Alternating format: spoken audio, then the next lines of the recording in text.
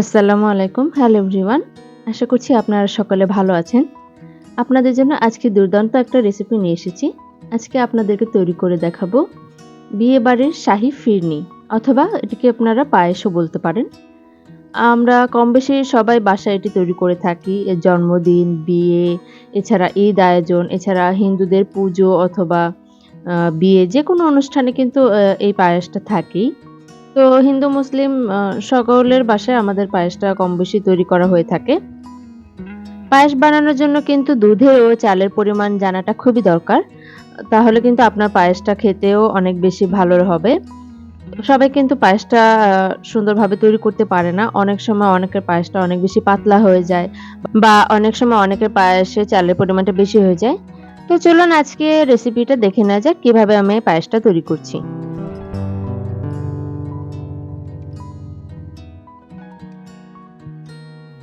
পায়েস তৈরি করবার জন্য আজকে আমি নিয়ে নিয়েছি চিনি গুঁড়া পোলার চাল। আমি এখানে প্যাকেটজাত চিনি গুঁড়া পোলার চালটা নিয়েছি। আপনারা চাইলে গোবিন্দভোগ চাল বা যেকোনো চাল নিতে পারেন। তো আমি আজকে পোলার চালটা নিয়েছি। এটিকে আমি ০.৫ ঘন্টার মতো পানিতে ভিজিয়ে রাখবো। ভিজিয়ে রেখে এরপর কিন্তু আমি এটাকে ভালোভাবে পরিষ্কার পানিতে ধুয়ে নেব বেশ কয়েকবার। এখন আমি চুলায় চলে আসছি। পায়েস বানানোর জন্য আমি আজকে এখানে প্রায় ১.৫ লিটারের মতো গরুর লিকুইড দুধ নিয়ে নিয়েছি। ১.৫ লিটার দুধে আমি প্রায় ২ মুঠের মতো পোলার চাল ব্যবহার করব। পায়েস বানানোর জন্য কিন্তু দুধ ও চালের রেশিওটা জানাটা খুবই দরকার। এখানে আমি দিয়ে দিচ্ছি স্বাদ মতো চিনি। যেহেতু আমার ঘরে একটু মোটামুটি কমই খায় মিষ্টিটা। এত বেশি মিষ্টি পছন্দ করে না। তাই আমি চিনির পরিমাণটা বললাম না। আপনারা আপনাদের স্বাদ অনুযায়ী চিনির পরিমাণটা কমিয়ে বাড়িয়ে দিতে পারেন।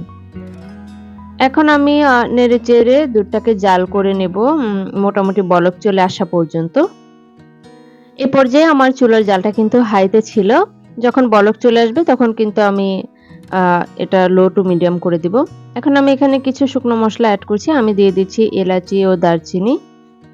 আর আমি এখানে সামান্য পরিমাণে একটু লবণ দিয়েছি। পায়েসে কিন্তু একদম সামান্য পরিমাণে একটু লবণ দিলে এটা খেতে কিন্তু খুব ভালো লাগে। চালটা ভিজিয়ে রাখার পর এটা বেশ নরম হয়ে গিয়েছে। তবুও আমি একটা বাটনের সাহায্যে এটাকে সামান্য একটু গুঁড়ো করে নিচ্ছি। আপনারা চাইলে কিন্তু এই অংশটা স্কিপ করতে পারেন। এটা কিন্তু গুঁড়ো না করলেও সমস্যা নেই। আপনারা কিন্তু এখানে চাইলে গোবিন্দভোগ চালও ব্যবহার করতে পারেন। আ চালটা আমি সামান্য একটু গুঁড়ো করে নিচ্ছি। গুঁড়ো করে নেওয়া হয়ে গেলে এবার আমি এখানে আরো একটা মিশ্রণ তৈরি করে নেব। এখানে আমি জাল করে রাখা সামান্য একটু দুধ উঠিয়ে নিয়েছিলাম। তাতে দিয়ে দিচ্ছি আমি প্রায় ১ কাপের মতো গুঁড়ো দুধ এবং দিয়ে দিচ্ছি ১/২ কাপের মতো কাস্টার্ড পাউডার। কাস্টার্ড পাউডারটা আমি ব্যবহার করছি জাস্ট পায়েসের কালারটা একটু অন্যরকম দেখাবে সেজন্য। তো এই উপকরণগুলোকে আমি একটা চামচের সাহায্যে ভালোভাবে নেড়েচেড়ে মিশিয়ে নিচ্ছি। এটাকে সাইডে রেখে এখন আমি চুলায় চলে যাচ্ছি। আমার দুধটা ভালোই বরক চলে এসেছে। এখন আমি এখানে দিয়ে দিচ্ছি সেই গুঁড়ো করে রাখা পোলার চালটা। এটা আমি আধা ভাঙ্গা করেছি, এতটা গুঁড়ো করিনি। চালটা দিয়ে এবার আমি ভালোভাবে চামচের সাহায্যে নেড়েচেড়ে মিশিয়ে দেব। চালটা ফুটে ওঠা পর্যন্ত কিন্তু আমাদের এভাবে নেড়েচেড়ে মিশিয়ে রান্নাটা করে নিতে হবে। খেয়াল রাখতে হবে যেন পাতিলের গায়ে দুধের অংশটা লেগে না যায়, তাহলে পোড়া, পোড়া গন্ধ আসলে কিন্তু ফিরনিটা খেতে ভালো লাগবে না। এজন্য কিছু সময় পর, পর অবশ্যই নেড়ে দেওয়ার চেষ্টাটা করবেন। পায়েস কিন্তু আমাদের বাঙালির অত্যন্ত জনপ্রিয় একটা খাবার। আমাদের বাঙালির ঈদ, পুজো, পার্বণ সবকিছুতে কিন্তু এটি থাকেই। এবার আমি সেই দুধ ও কাস্টার্ড পাউডার মিশ্রিত তরল দুধটা এখানে ঢেলে দিচ্ছি। ঢেলে দিয়ে আমি এটাকে ভালোভাবে নেড়েচেড়ে সম্পূর্ণ মিশ্রণের সাথে মিশিয়ে নিচ্ছি। কাস্টার্ড পাউডার দিলে এর ফ্লেভারটা একটু অন্যরকম আসে, তাছাড়া কিন্তু দেখতেও সুন্দর হবে। চিরাচরিত সাদা কালার না হয়ে পায়েসটা সামান্য একটু হলদেটে লাগবে। এটা কিন্তু দেখতে অনেকটা ভালো লাগবে। এভাবে চামচের সাহায্যে ক্রমাগত নেড়েচেড়ে আমি পায়েসটাকে রান্না করে নিচ্ছি। চালটা এখনো ভালোভাবে ফোটেনি, অর্ধেক ফুটেছে। তো আমার এটা রান্না করতে প্রায় আধা ঘন্টার মতো সময় লেগেছে। এই ফাঁকে আমি কিছু বাদাম ভিজিয়ে রেখেছিলাম পানিতে, বাদাম ও কিশমিশ। এখানে আমি পেস্তা বাদাম, কাজু বাদাম, কাঠবাদাম ও কালো ও হলুদ ২ রকমের কিশমিশ নিয়েছি। এগুলোকে পানিতে ভিজিয়ে রেখেছিলাম। এখন আমি এগুলোকে ভালোভাবে ধুয়ে নিচ্ছি। কাঠবাদাম, কাজু বাদাম, পেস্তা বাদাম এবং কিশমিশ। ভালোভাবে ধুয়ে নিয়েছি। এবার আমি ছুরির সাহায্যে বাদামগুলোকে একটু চিকন, চিকন করে কেটে নেব ডেকোরেশনের জন্য। আপনারা আপনাদের হাতের কাছে যদি একটি বাদাম থাকে, এক রকমের বাদাম থাকে অথবা আরো বিভিন্ন ধরনের বাদাম থাকে, যে যেটা দিয়ে খেতে পছন্দ করেন সেটা ব্যবহার করতে পারেন। চাইলে কিন্তু আপনারা এই পর্যায়ে বাদামগুলো দিয়ে দিতে পারেন, বাদাম ও কিশমিশগুলো। তবে আমি ডেকোরেশনের জন্য রেখেছি, সেজন্য আমি এগুলোকে উপরে দিব পরে। আমার পায়েসটা এখনো হয়নি, আমি এটাকে আরো একটু ঘন করতে চাচ্ছি, তাই আমি আবার একটু নেড়েচেড়ে দিচ্ছি এবং আরো কিছুটা সময় আমি বলক তুলিয়ে নেব এটাকে। আমি আরো প্রায় 10 মিনিটের মতো এটাকে রান্না করে নেব। আমার কাছে মনে হচ্ছে চালটা আরো একটু ফুটবে, সেজন্য আমি আরো 10 মিনিট অপেক্ষা করব। এখন আমার কাছে মনে হচ্ছে একদম পারফেক্ট হয়েছে পায়েসের ঘনত্বটা। দেখতেই পাচ্ছেন কতটা ঘনত্ব হয়েছে। এ পর্যায়ে কিন্তু আমি গরম মসলাগুলো তুলে ফেলে দিব। তো আমার আজকের এই পায়েসটা কিন্তু রেডি। আপনারা কিন্তু চাইলে অতিথি আপ্যায়নে, ঈদ আয়োজনে অথবা বিয়ে, পুজো, পার্বণ যেকোনো কিছুতে এই পায়েসটা রান্না করে পরিবারের সবাইকে দিতে পারেন। এখন আমি একটা বোলে পায়েসটাকে ঢেলে নিচ্ছি। এটা কিন্তু ঠান্ডা হয়ে যাবার পর আরো একটু ঘন হয়ে যাবে। তখন কিন্তু খেতে ভালো লাগবে। পায়েসটা কিন্তু অনেক ক্রিমি হয়েছে। যেহেতু এখানে কাস্টার্ড পাউডার ও গুঁড়ো দুধও ব্যবহার করেছি। যেকোনো অনুষ্ঠানে পায়েস বানাতে হলে আশা করি আমার আজকের এই ভিডিওটা আপনাদের অনেক উপকারে আসবে। বিশেষ করে যারা নতুন রাঁধুনি রয়েছেন তাদের জন্য আশা করি অনেক উপকার হবে। এখন আমি সেই কুচি করে রাখা বাদামগুলো দিয়ে পায়েসটাকে ডিজাইন করে নিচ্ছি পায়েসের উপরের অংশে। আপনারা কিন্তু একবার হলেও এই রেসিপিটা ট্রাই করে দেখবেন এবং আমাকে কিন্তু অবশ্যই কমেন্ট করে জানাবেন। রেসিপিটা ভালো লাগলে আমার চ্যানেলটিতে একটা সাবস্ক্রাইব করে দিবেন আর বেল আইকনটা প্রেস করে রাখবেন। তাতে কি হবে, আমার নতুন নতুন রেসিপি আপলোড হওয়ার সাথে সাথে আপনাদের টাইমলাইনে চলে যাবে। কতটা সুন্দর হয়েছে আমার আজকের এই পায়েস রেসিপি, দেখে নিশ্চয়ই বুঝতে পারছেন।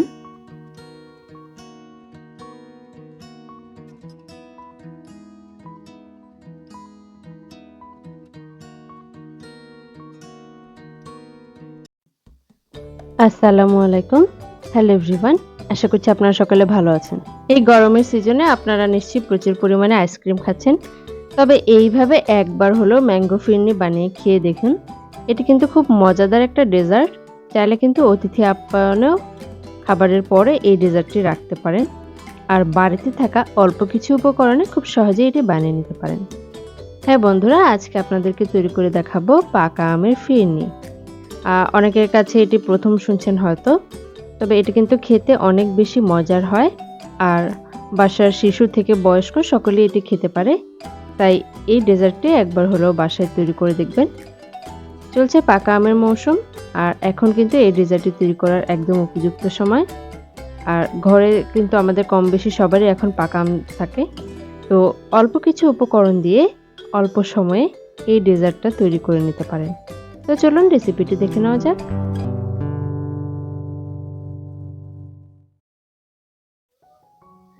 পাকা আমের ফিরনি রেসিপি তৈরি করার জন্য আমি এখানে বড় একটি পাকা আম নিয়ে নিয়েছি। আর এই আমটাকে এখন আমি ব্লেন্ড করে নেব। তো আমটা আমি প্রথমে স্লাইস করে কেটে নিচ্ছি। আপনারা চাইলে ছোকলা ছিলে টুকরো করে কেটে নিতে পারেন। তবে এভাবে কাটলে খুব দ্রুত কাটা হয়ে যায়, সেজন্য আমি এভাবে কেটে নিচ্ছি। প্রথমে ছুরি দিয়ে আড়াআড়িভাবে আমগুলোকে কিউব করে নিয়েছি, আর এরপর এখন একটা চামচের সাহায্যে আমগুলোকে ছাড়িয়ে নেব। আমটা কিন্তু অবশ্যই মিষ্টি হতে হবে। আর ফিরনি তৈরির ক্ষেত্রে কিন্তু পাকা মিষ্টি আম হলে এর স্বাদটা কিন্তু দ্বিগুণ বেড়ে যায়। আর আমটাকে কিন্তু আমি কিছুটা সময় পানিতে ভিজিয়ে রেখেছিলাম। তাতে কিন্তু ছোকলাটা নরম হয়ে গিয়েছে আর আমটা একটু রসালো হয়ে গিয়েছে।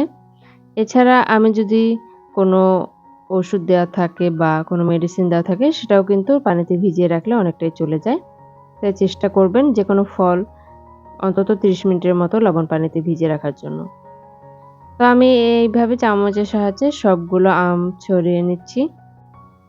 আচ্ছা, এখানে বলে রাখি আপনারা কিন্তু চাইলে অনেক বেশি পাকা আমকে হাতের সাহায্যে কষলেও নিতে পারেন। তবে আমার আমটা এতটা বেশি পাকা ছিল না, সেজন্য আমি এভাবে কিউব করে কেটে এরপর ব্লেন্ড করে নেব। তো আমার সবগুলো আম কাটা হয়ে গিয়েছে, দেখতেই পাচ্ছেন। এখন আমি একটা পরিষ্কার ব্লেন্ডারের জার নিয়ে নিচ্ছি। আর এতে কিন্তু আমি সমস্ত আমগুলাকে 2 বারে ব্লেন্ড করে নেব। ফিরনি তো আপনারা অনেকে অনেকভাবে খেয়েছেন। বিয়েবাড়ি সহ বিভিন্ন অনুষ্ঠানে ফিরনিটা খুব বেশি চলে।